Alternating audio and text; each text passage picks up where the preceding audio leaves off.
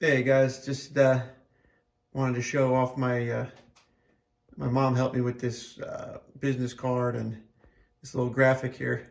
She's an artist. Anyway, getting back to the Trans Am here, we popped off all the fuel lines from the body and the front cross member. It goes under the cross member on the back side until over to the passenger side. But as you can see here, the tank's down. And the way that we did that, I did that, is first, hit the bolts. Locate what you're doing here. Hit the bolts with a little bit of PB Blaster, some kind of lubricant that you like, Deep Creep, WD-40.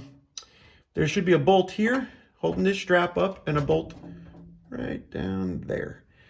I like to leave this back side hooked up, so it's like an extra set of hands holding the back side of the tank, and then you're able to slide the tank back just enough to get this filler neck out from that hole. There's a hole in there that goes through out the other side. Also, look for your chassis ground for your fuel gauge. That's important. I don't know, I'm just explaining the way the fuel gauge works that I understand. 12 volts come down when the key is on and goes into the tank, and there's a float in there that has resistance, and it needs a ground. So that ground, if it's not there, it's not good ground, your gauge might not work. So drop the tank. You're not bench pressing the world here. It should be empty. I wouldn't recommend trying to do it with the fuel in there. Take a look at the tank. Look and see if there's any weak spots. There's rust here. Is it weak? Can I push my hand through it? Get a little, obviously drain the tank completely, make it safe before you start futzing around. But go with like a screwdriver or maybe like a wire brush after everything's safe, and see if you got weak spots. This tank's going to leak on you. Just get rid of it. Another spot to look out here for is this collar. This is where the sender goes in with the pickup tube and the screen and your gauge for your float. The vent is there. And vent, obviously, is to allow air in through atmosphere as fuel comes out of this tank. If not, it's an airtight vessel, and it will create a vacuum, and your car will stall out and not run if the vent is not clear. So that's another whole, decision I got to make here, what I'm going to do. Run a new vent line or whatnot. It's not bad shape. I'm pretty happy. I bought the car. You never know. Secrets underneath the secrets of the bottom of the earth here. Gotta look around. See if there's any weak spots in the body, the unibody structure.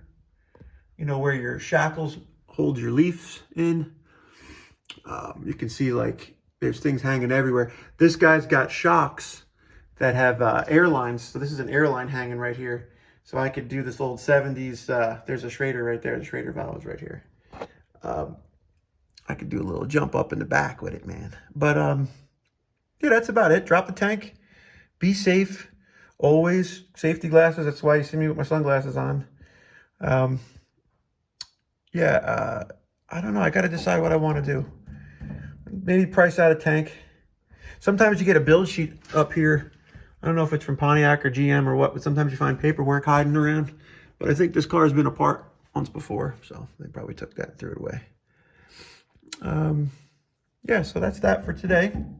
If you have any questions, I'm not going any further than this. I want to price out a tank, price out a line that goes for a Camaro instead of a Trans Am, and then maybe read some comments on if I should keep this Pontiac with a Chevy in it, or if I should spend some money and switch it over to an original drivetrain that should have came in the car.